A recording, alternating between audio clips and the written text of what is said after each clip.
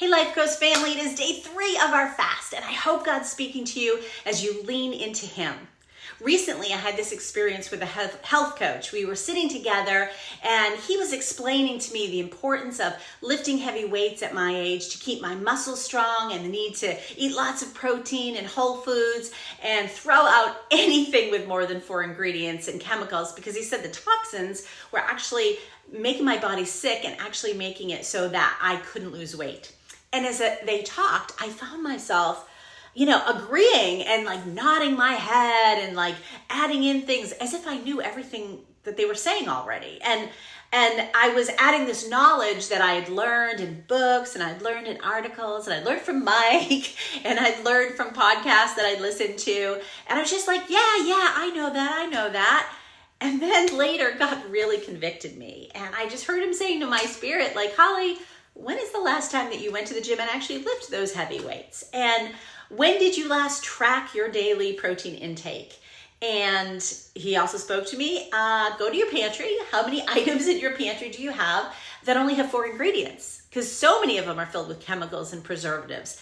And I was just like, oh my gosh, why am I acting like I know all this stuff as if I'm doing it when I'm not doing it? And I just felt like God saying to me, Holly, you have a lot of knowledge, but knowing and doing it are 2 different things. You're not taking action with the knowledge you have. And obviously the Bible talks about that. It talks about it in James 1:22-23, and it says, don't merely listen to the word, the truth, and so deceive yourself, but do what it says. And I think James knew, we just all love to be delusional and think we have knowledge, and that means we, are doing it. And I was deceiving myself and thinking because I had the knowledge, that was enough. And God's been reminding me and asked me to remind you too, what do you know, but you're not doing? It's not the same thing.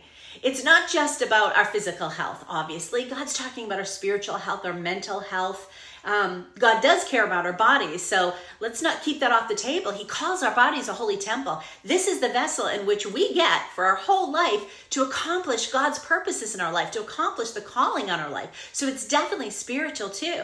Hebrews 12:11 says to us, for the moment, all discipline seems painful rather than pleasant. I mean, who likes to be disciplined? None of us. It isn't pleasant, but later it yields the peaceful fruit of righteousness to those who have been trained by it, trained by discipline.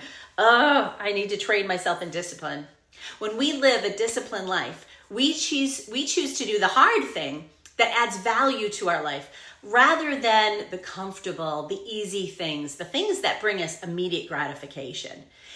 We have become the society that expects immediate gratification. We're addicted to it. We don't have to get and plow our fields to get food and work in the garden. We can just go buy it. We can easily get immediate gratification. And so we get used to it. I mean, who would rather sleep, especially when it's this cold, than go out for that walk or go to the gym or get up and pray and spend time with God, even though that's going to give us so much more.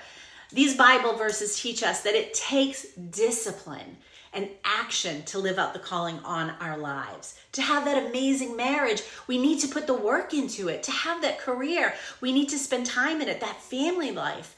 But it takes saying no to immediate gratification and the easy, comfortable things and taking action on what we know will make us grow in our life. The spiritual actions that will make us grow in our walk with God, the things that will make our mind grow, the things that will make our muscles grow. For some of you during this fast, that might mean saying no to things you enjoy, maybe things that aren't bad, but maybe things that aren't good for you, like fast food or cigarettes or alcohol or gossip or scrolling mindlessly on social media.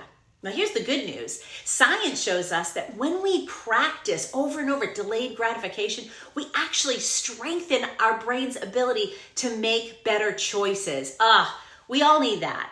So use this fast to build your spiritual, your mental, and even your physical muscles. I challenge you.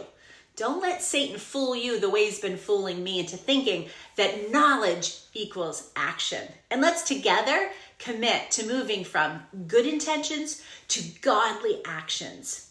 While it might not feel pleasant in the moment, remember, it yields something beautiful.